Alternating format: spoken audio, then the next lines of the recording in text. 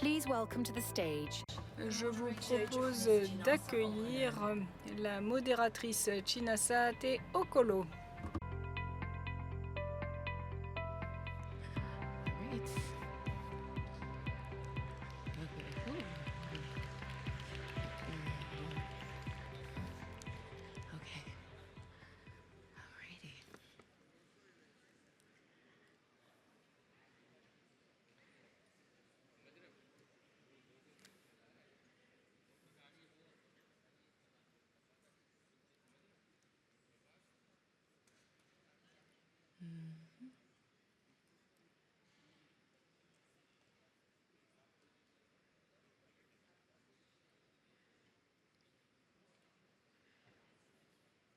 Okay.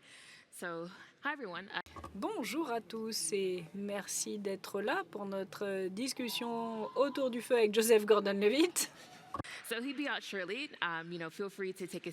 Alors, prenez place. Moi, je voulais simplement faire une petite introduction à cette session. On a 20 minutes avec notre conversation avec Joe et les 10 dernières minutes seront dédiées aux questions. Donc, préparez vos questions et il y aura des microphones dans la salle pour que vous puissiez donc poser vos questions si besoin. Voilà, je suis ravie d'accueillir Joseph Gordon-Levitt, un acteur d'Hollywood et un réalisateur, entrepreneur. Yeah, and I'm really looking forward to our conversation. Merci beaucoup pour cette conversation. Alors, moi, j'ai beaucoup lu vos œuvres, j'ai écouté vos interviews et j'aimerais savoir comment pourriez-vous décrire l'impact de l'IA génératrice de contenu sur le travail des artistes? Bon, là où je travaille à Hollywood, tout le monde parle d'IA. Les impacts sont un peu plus difficiles à constater. Il s'agit plutôt de savoir un peu ce que ça va pouvoir signifier. Et c'est important pour toute conversation sur l'IA. Il y a ce qu'on peut faire aujourd'hui, et c'est déjà très impressionnant ce que l'IA peut faire aujourd'hui. Mais en fait, les possibilités changent vraiment très rapidement. Donc, si on se tourne dans quelques années, c'est là que les préoccupations sont peut-être plus grandes. Les impacts aujourd'hui, c'est un petit peu difficile à souligner. Quels pourraient être les impacts? Eh bien, à mon sens, ça pourrait vouloir dire que la créativité telle que nous la connaissons, elle disparaîtrait. C'est vraiment ce qui pourrait arriver de pire. Ça ne doit pas forcément se terminer comme ça, hein, parce que si on comprend quel cap garder, ça pourrait être bien et la technologie pourrait aider la créativité. Et c'est un petit peu là qu'on en est aujourd'hui. Alors, moi, je travaille dans la formulation de politique et j'ai travaillé beaucoup sur l'IA sans étouffer la créativité. Alors, l'équilibre est où selon vous? Le principe de base, je dirais, sur lequel il faut se concentrer, c'est un principe économique. Et j'imagine que vous êtes nombreux à le savoir ici dans la pièce. Mais c'est vrai qu'il y a un peu dans le grand public un manque de compréhension. Comment fonctionne cette technologie? On entend ce mot intelligence artificielle. Alors on se dit, bon, il y a cette entité indépendante qui peut faire des choses intelligentes. Mais non, la vérité sur cette technologie, c'est que ces entreprises, elles vont finalement collecter des quantités de données énormes. Ce qui a été écrit, les voix, les photos, les vidéos. Ces données vont être intégrées dans une machine qui va créer des algorithmes et puis ça va créer ce contenu. Donc en fait, cette intelligence artificielle, certains disent plutôt intelligence collective. En fait, cette intelligence artificielle ne peut rien faire sans cette contribution humaine au départ.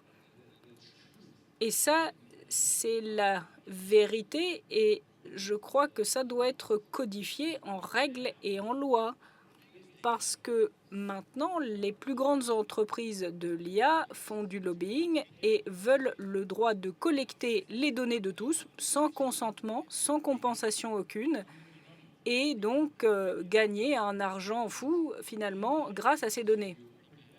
Et pour nous, c'est un avenir plutôt sombre, pas seulement pour les créateurs de contenu, mais pour les gens qui travaillent dans toute une série de secteurs, que ce soit le monde universitaire, les scientifiques, les ingénieurs, les gens qui travaillent dans le marketing, la logistique, la finance, quel que soit le domaine finalement. Si la règle, c'est que l'entreprise de la tech peut regrouper tout ce que vous avez fait, en nourrir son modèle et puis ensuite gagner de l'argent sans finalement payer l'humain, eh bien, je me demande un petit peu vers quoi on se tourne comme économie là. Vous en parlez beaucoup dans vos travaux. On utilise le contenu d'artistes. Est-ce que les artistes sont suffisamment protégés selon vous et qu'est-ce qu'on doit changer? Bon, personne n'est assez protégé, hein. Il n'y a pas beaucoup de lois ou de règles autour de ça parce que c'est très nouveau. Et je crois que on pourrait parler du vol de données à l'avenir, mais c'est peut-être encore plus important de parler du vol de données ces dernières années. Et maintenant, on a ces grosses entreprises qui, avec intention, ont choisi cette politique. Allez, on va le faire et on n'en parle à personne, on ne demande pas la permission. Et puis, au moment où les gens finalement commencent à comprendre que bien ce qu'on a fait, ça a été volé, eh bien, les entreprises seront tellement grosses et nos produits seront tellement importants qu'ils ne pourront plus nous arrêter. Ça a été le raisonnement de base. Et c'est une stratégie éclair, c'est ce qu'on a pu constater, hein. Et aux États-Unis, ça a l'air de fonctionner. Donc, qu'est-ce qu'il va falloir pour que tout le monde, aux États-Unis et dans le monde entier, dise « ben non, non, ce que vous avez fait, ce n'était pas OK, ce ne sera pas OK à l'avenir. Nous, on aime cette technologie, on veut pouvoir en bénéficier, mais le monde entier doit pouvoir en bénéficier, plutôt que simplement certaines grosses entreprises qui gardent toutes les richesses. Move fast, break things, mantra. Bien, avançons. C'est vrai que ce que vous dites, lorsqu'il s'agit du sentiment à Hollywood sur l'impact de l'IA, qu'en est-il actuellement? Comment est-ce que les artistes, le public peuvent plus participer au façonnement des règles? Ah, le sentiment à Hollywood. Eh bien, Hollywood est menacé pas seulement par l'IA, mais par d'autres choses. C'est une industrie assez mature qui refait la même chose depuis des années. Et je ne suis pas venue en Norvège pour essayer de défendre Hollywood. C'est pas pour ça que je suis là. J'ai beaucoup de chance, je suis tout à fait reconnaissant par rapport à ma carrière. J'adore les films, la télé, bien sûr, comme tout le monde. Mais c'est pas juste une question d'Hollywood ici. Hollywood, ça peut être un petit peu une sorte de canari dans la mine, parce que c'est un exemple assez précoce et tout à fait parlant qui risque d'être détruit, et ce de façon injuste, mais on ne sera pas les derniers.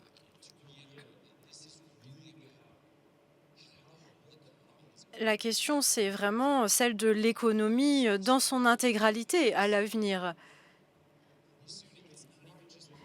Et bientôt, ce ne sera plus seulement les travailleurs de la connaissance. Vous avez vu les nouveaux robots? Ils sont incroyables. Bon, c'est génial, hein, moi je trouve ça super par rapport à ce que les robots peuvent et pourront faire à l'avenir, qui pourront bénéficier à tout le monde. Mais ils vont entraîner les robots de la même façon, c'est-à-dire ils vont collecter les données de ce que font les humains et ensuite ils nous diront bon, on n'a pas besoin de payer les humains pour les données qu'on a utilisées pour entraîner les robots et ensuite on va remplacer ces humains qu'on n'aura pas payés. Voilà, c'est comme ça que ça va se passer, c'est ce qu'ils vont faire. La question, c'est comment est-ce que nous, en tant que société civile, ou appelez ça comme vous voulez, le monde, la civilisation, est-ce qu'on va dire mais non, écoutez, nous pensons que ce serait mieux si vous payiez ces humains. Au moins quelque chose. Oui. Ici, à l'IGF, depuis 20 ans, la communauté mondiale se retrouve pour parler des questions les plus urgentes d'Internet.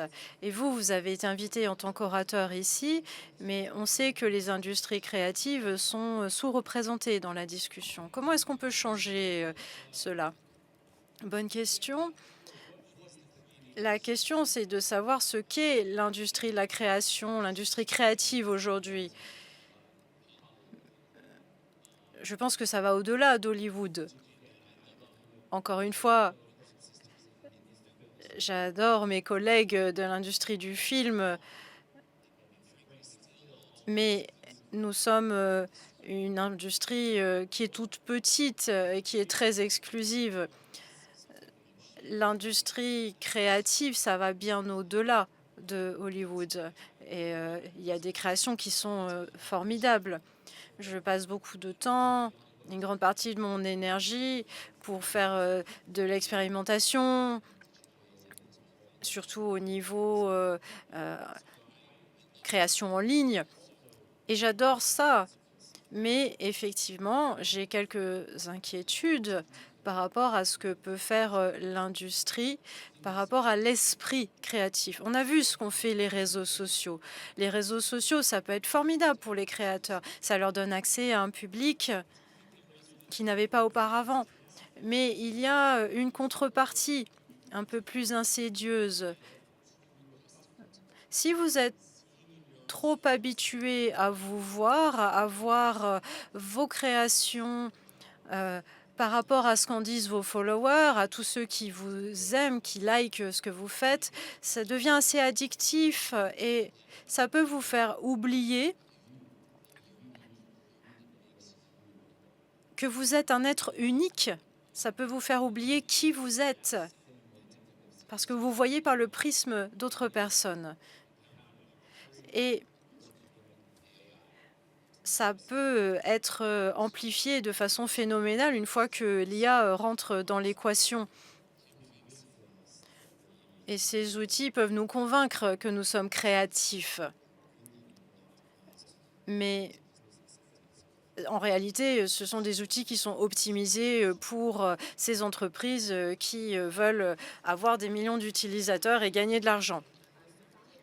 Vous avez fondé Hit Record, qui est une plateforme collaborative où l'on peut créer de l'art ensemble. Et ça montre qu'Internet peut être une force collaborative. Et est-ce que cet esprit est actuellement menacé? Bien sûr, je pense que cet esprit est menacé. Je pense que certains d'entre vous ont vu ce qu'a fait Google. Ce nouveau produit qu'ils appellent VO3, qui est la génération de vidéos, et le résultat est exceptionnel. On peut le voir de deux façons différentes. On peut accepter qu'effectivement, c'est un outil incroyable pour la créativité. Je me souviens, quand j'étais jeune, je faisais des petites vidéos avec, vous savez, mon caméscope avec ma famille, et ça aurait été formidable de penser à un film dans ma tête et d'avoir un outil qui, paf, vous le crée. Ça aurait ouvert des possibilités incroyables. Mais il y a une contrepartie.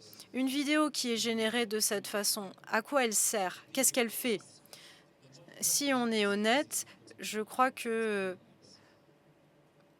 l'utilisation la plus standard, ça va être celle-ci.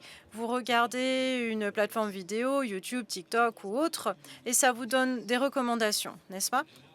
Il y a un algorithme d'apprentissage machine qui calcule par des statistiques quelle est la probabilité que vous allez aimer ceci ou cela.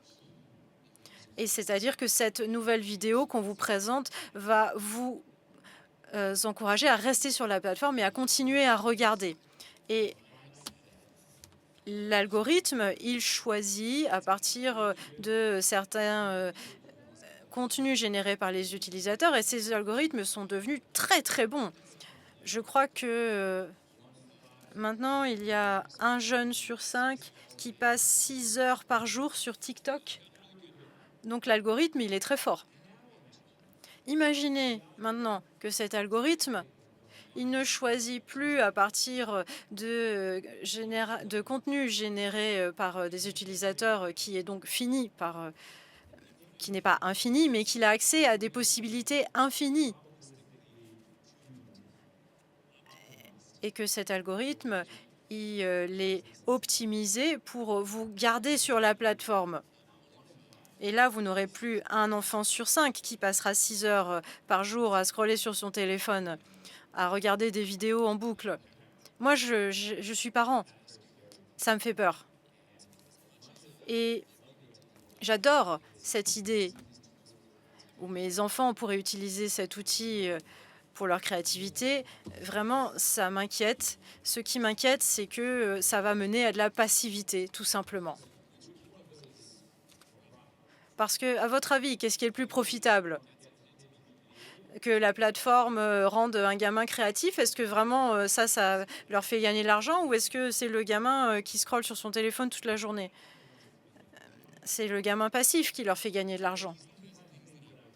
Ça, c'est ça qui m'inquiète.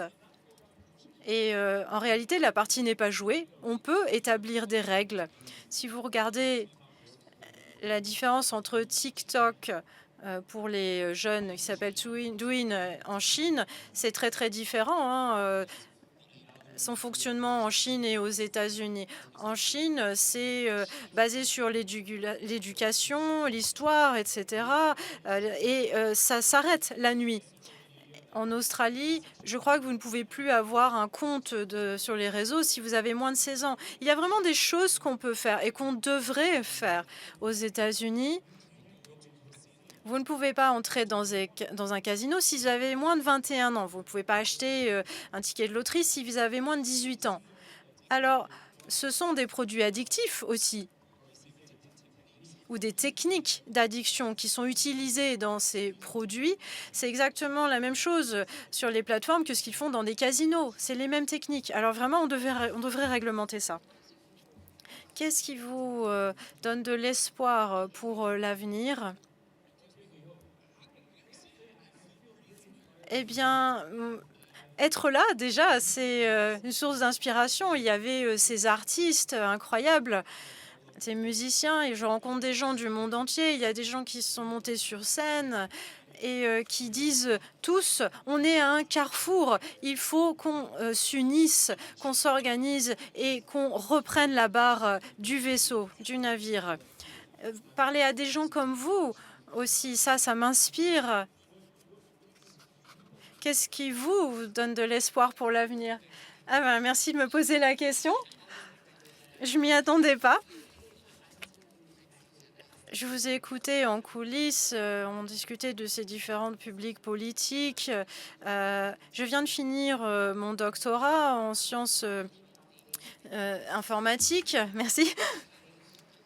Et j'ai vu que les choses ont beaucoup changé en 2 ans. Et les États-Unis ont en quelque sorte abandonné au niveau fédéral de piloter l'IA. Et ça ne veut pas dire que tout le monde va abandonner. Donc j'ai l'espoir, je vois des pays en Afrique, en Amérique du Sud, en Asie, qui vraiment sont en train de reprendre la barre. Et il y a des projets de gouvernance de l'IA, un écosystème et des innovations où on essaie de voir comment l'IA devrait fonctionner avec des modèles, intégrer les valeurs des peuples autochtones notamment. Et ça, c'est des choses qui me redonnent espoir. Merci pour la question. Et pour notre dernière question, avant de passer à la session de questions-réponses, je voulais vous demander, nous sommes ici à l'IGF, une plateforme de collaboration multipartite. Alors, que peuvent faire les gouvernements pour s'assurer que les communautés soient protégées, habilitées à l'ère de l'IA? Je reviens à ce principe de base. Il devrait y avoir une loi pour tout. Votre moi digital, il vous appartient à vous. Lorsque les humains produisent des données, quelles que soient les données, Ça peut être quelque chose que vous avez écrit, une photo que vous avez prise. Vous avez pu être traqué par un service de localisation. Toutes ces données sont créées par vous. Ça peut être votre emploi, ça peut être ce que vous faites dans votre entreprise. Quelle que soit la donnée, si quelqu'un gagne de l'argent sur cette donnée, eh bien, vous devriez, vous aussi, être compensé. Parce qu'on veut une économie qui progresse, où les gens ont un incitatif, des encouragements à travailler dur, à avancer des idées. Et il faut compenser les gens, tout simplement, pour la valeur qu'ils créent. Alors si déjà on peut mettre ça en place, je crois que ce serait un pas en avant vers un avenir numérique équitable. Merci. Super. Il nous reste un peu de temps pour des questions. Il y a des microphones qui vont se déplacer vers le public et je vois quelqu'un en bleu, il me semble. Je ne sais pas trop où sont les micros. Mike's. Okay, actually, yeah, I want. Can you Let's just? just do this. Yeah, Come on. thank We're you. gonna go Geraldo style. Bon, moi je vais aller les voir directement et l'interprétation ne peut se faire que s'il y a un micro.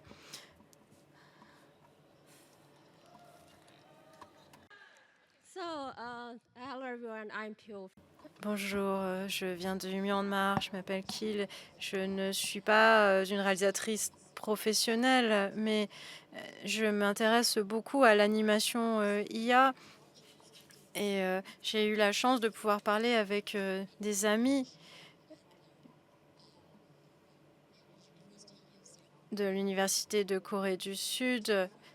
Et nous avons fait un plan pour proposer un projet au festival FIN-IA. Et même si on a donné non donné, si on demande aux gens de s'inscrire à ce que nous faisons, si c'est plus simple de créer des films,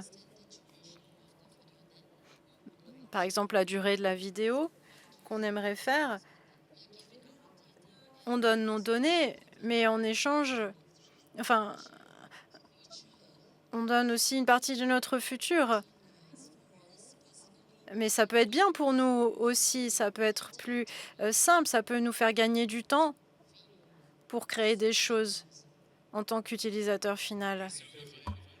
Merci. Si j'ai bien compris, vous allez proposer un film dans un festival de films et la technologie, elle est encore chère, c'est ça?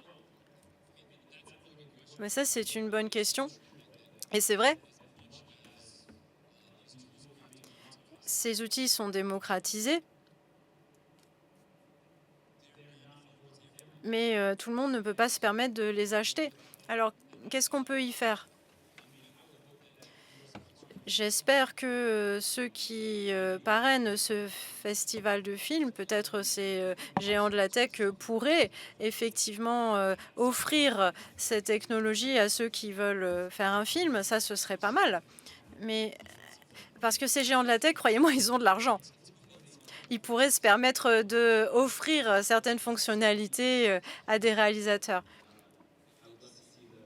Enfin, j'aimerais beaucoup voir ce festival et ce que vous faites. Merci. Actually have lines for mics. Can I? Voilà. On a à présent une file pour les questions. Monsieur en bleu, est-ce que vous pouviez venir à l'avant de la file pour poser votre question? Hello, and thank you.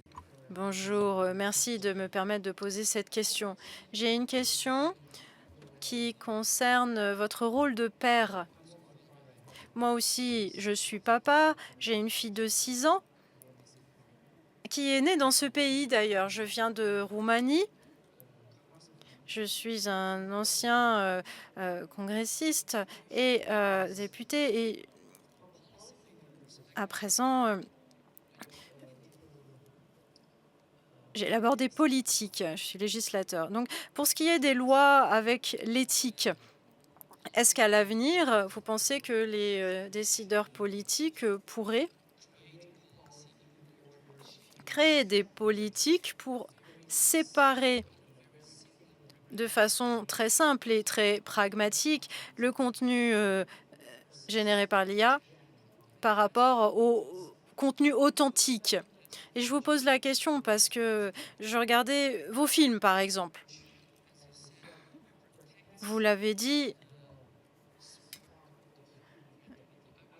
on on pourrait protéger l'étincelle de la créativité humaine. Et moi, je voudrais pouvoir transmettre ça à ma fille, qu'elle aussi, elle ait la chair de poule en voyant un film. Parce que quelqu'un, quelque part, a créé ce film, cette œuvre d'art. Et je voudrais qu'on puisse séparer ça du contenu recyclé que l'IA va générer à l'avenir, même si c'est très bien.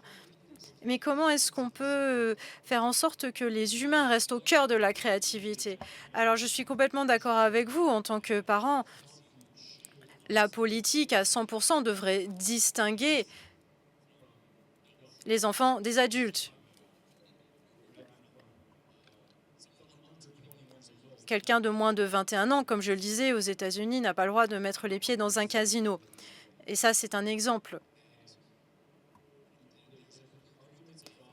Ce qu'on dit souvent, c'est que c'est la responsabilité des parents, que les entreprises, ce ne sont pas les parents des enfants, qu'elles font juste un produit et que c'est aux parents de protéger leurs enfants.